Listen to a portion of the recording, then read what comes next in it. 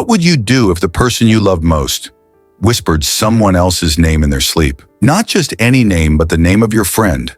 That's exactly what happened to me.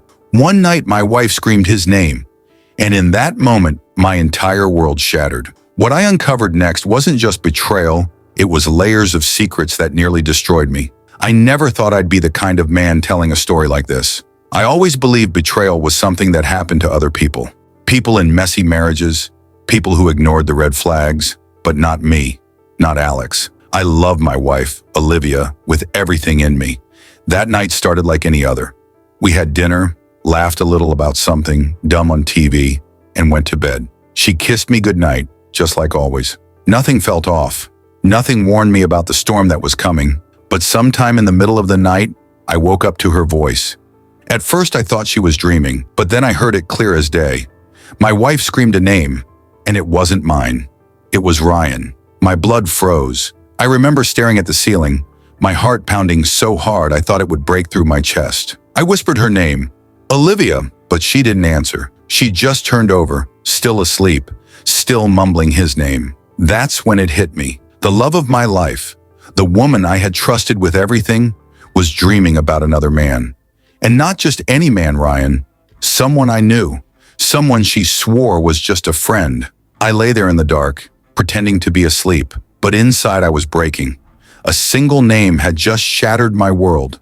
And deep down, I knew this wasn't just a dream, this was a confession. That night was the beginning of the end of everything I thought was real. And that's only the start of Alex's story. The name he heard, Ryan, would lead him down a path of secrets, betrayal, and shocking truths that he never saw coming. But was Olivia really guilty? Or was Alex's mind playing tricks on him? Keep watching to find out. Don't forget to hit subscribe and turn on the notification bell, because the next chapter is even more shocking. The next morning, I couldn't even look at Olivia the same way.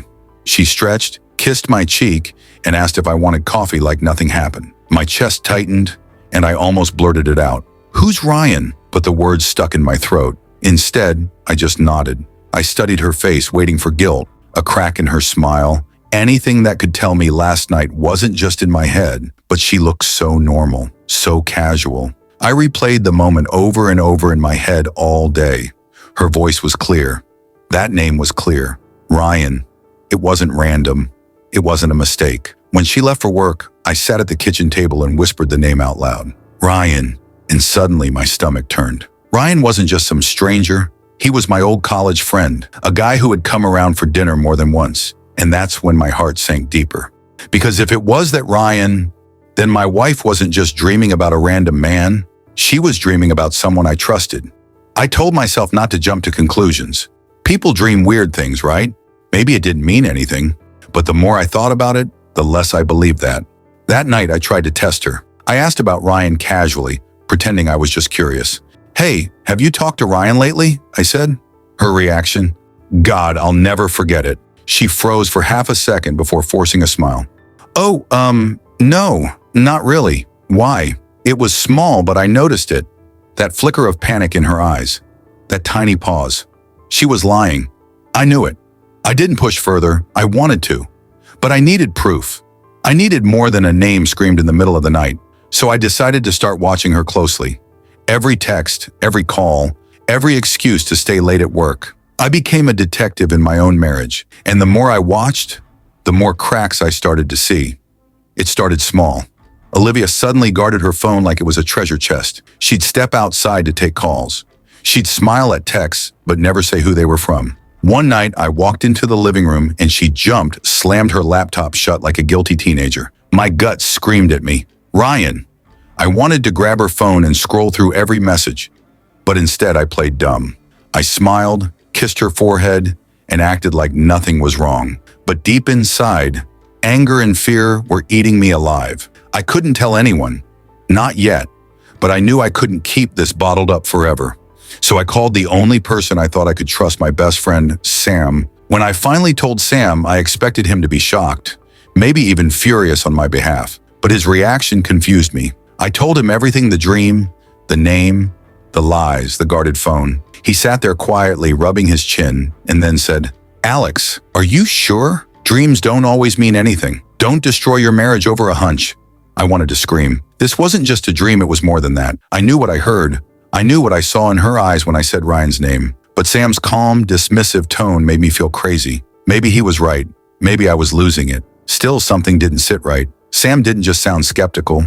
He sounded nervous. Almost like he knew more than he was letting on. And that thought hit me like a punch in the gut. What if Sam wasn't just my friend in this? What if he was part of it too? The more I tried to ignore it, the more obvious it became. Olivia was slipping away from me. She'd come home later, sometimes smelling faintly of cologne that wasn't mine. When I asked, she'd snap, "Don't start, Alex. I'm tired." Our conversations turned cold. The woman who once laughed at my stupid jokes now barely looked me in the eye. And every night, when she rolled over in bed, I wondered if she was dreaming of him again. I wanted to ask her directly, "Are you seeing Ryan?" But fear paralyzed me. What if she said yes? What if everything I was afraid of was true? So I stayed silent, swallowing the pain, hoping I was wrong. But deep down, I knew I wasn't. And then one night, I checked her phone while she showered. My hands trembled as I unlocked it with her birthday. Messages, dozens of them, but not to Ryan, to someone saved under a different name. And what I read made my blood run cold.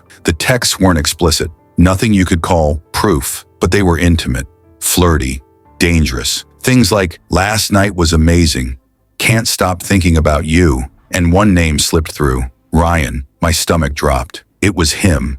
It was really him. I almost threw up right there. My wife, the woman I built my life with, was sneaking around with Ryan, my old friend. She came out of the shower. I pretended to be asleep. She slipped into bed next to me, smiling at her phone in the dark. I knew then I couldn't ignore it anymore. The next day I made a decision. If Olivia thought she was clever, if she thought she could hide this, she was wrong. I was going to catch her red-handed. I confided in Sam again, even though something about him still felt off. I told him about the texts, about Ryan. He leaned back in his chair, sighed, and said, "You need to be careful, Alex. Don't do something you'll regret." But his tone, it wasn't comforting. It was almost like a warning. And for a moment, I wondered if he was protecting her.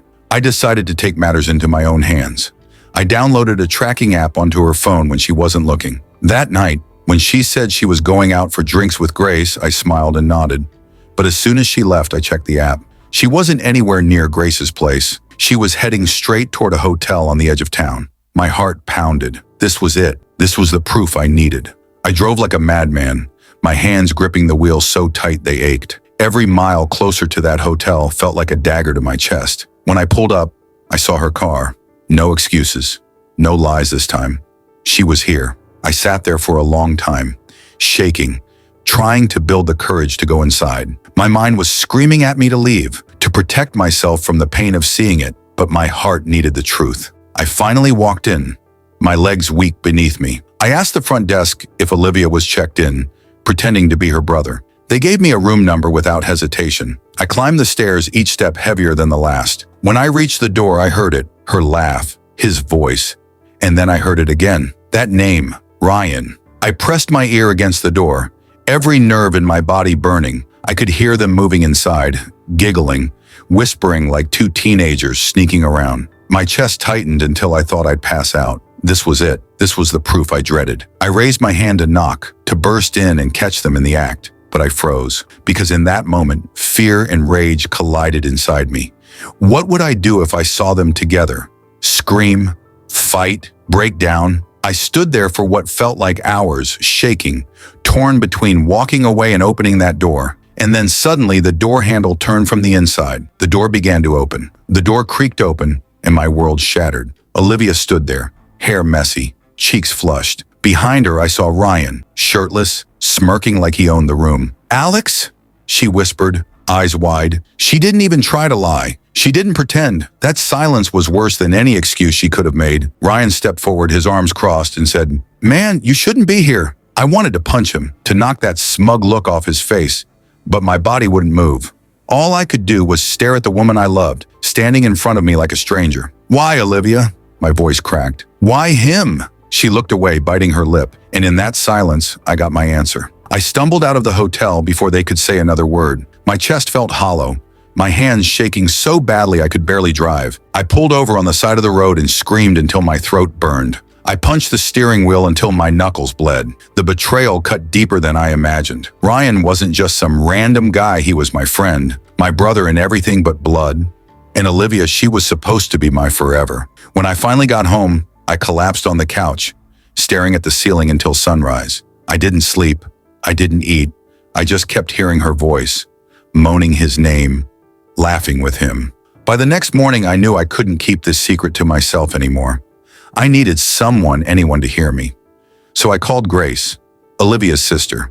When I told Grace everything, she went pale. She didn't deny it. She didn't act surprised. She just shook her head and whispered, "Alex, I told her this would end badly." My stomach flipped. "You knew." She looked guilty. I tried to warn her. I told her she was destroying everything, but she wouldn't listen. She said Ryan made her feel alive again. Alive again. The words stung like acid. Grace reached out, squeezing my hand. "I'm so sorry. You didn't deserve this." For a moment, I felt a strange comfort, but then another thought crept in. If Grace knew all along, how many others knew too? Was I the only fool in this story? I couldn't take it anymore. That night, I demanded answers. When Olivia walked through the door, I was waiting. "Sit down," I told her. My voice was cold, unfamiliar, even to me. She rolled her eyes, dropped her purse, and sat across from me. "So what now, Alex? You want me to beg? To apologize?" "Why him?" I whispered. "Why Ryan?" Her face twisted with something between shame and defiance. "Because you stopped trying, Alex. Because you got boring. And Ryan makes me feel like I'm 20 again." It was like she drove a knife straight into my chest. No apology, no regret, just cruelty. I couldn't believe the woman I once adored was capable of saying those words. And that's when I realized this wasn't about love anymore. This was war. The next day I called Sam, desperate for advice. But when I told him what happened, he was quiet. Too quiet.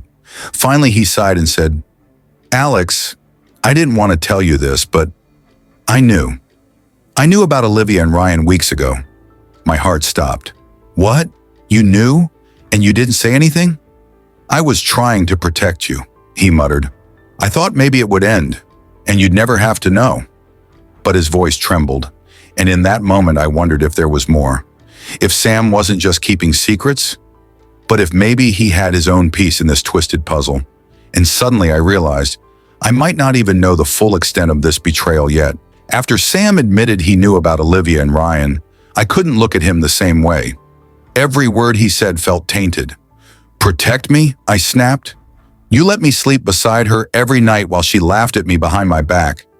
That's not protection, Sam. That's betrayal." He lowered his head.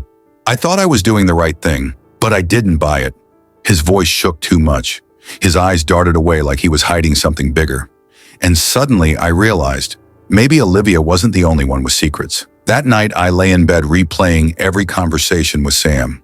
His hesitation, his nervousness, and then a terrifying thought crept in. What if Sam wasn't just a bystander? What if he was involved too? I needed answers, desperately. So I confronted Olivia again, but this time I asked a different question. "Was it just Ryan?" I demanded. "Or was there someone else too?" Her eyes widened for a split second before she smirked. That smirk told me everything I needed to know. "Alex," she whispered, leaning forward, "you really don't want to know the truth?" My chest tightened. "Tell me." She leaned back, arms crossed. "Ask your friend Sam." The room spun. My worst fear was real. It wasn't just Ryan. It was Sam too. My best friend, my brother.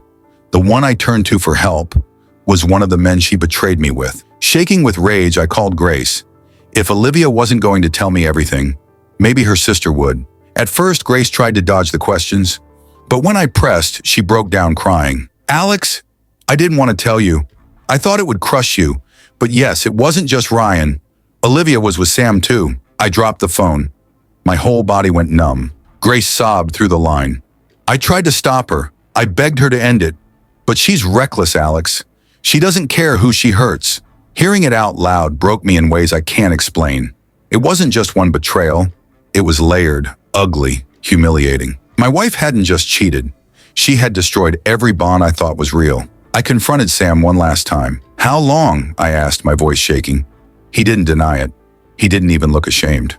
"Months," he said flatly. "It just happened. I didn't mean for it to, but Olivia, she knows how to get under your skin." His words stabbed me deeper than any knife could.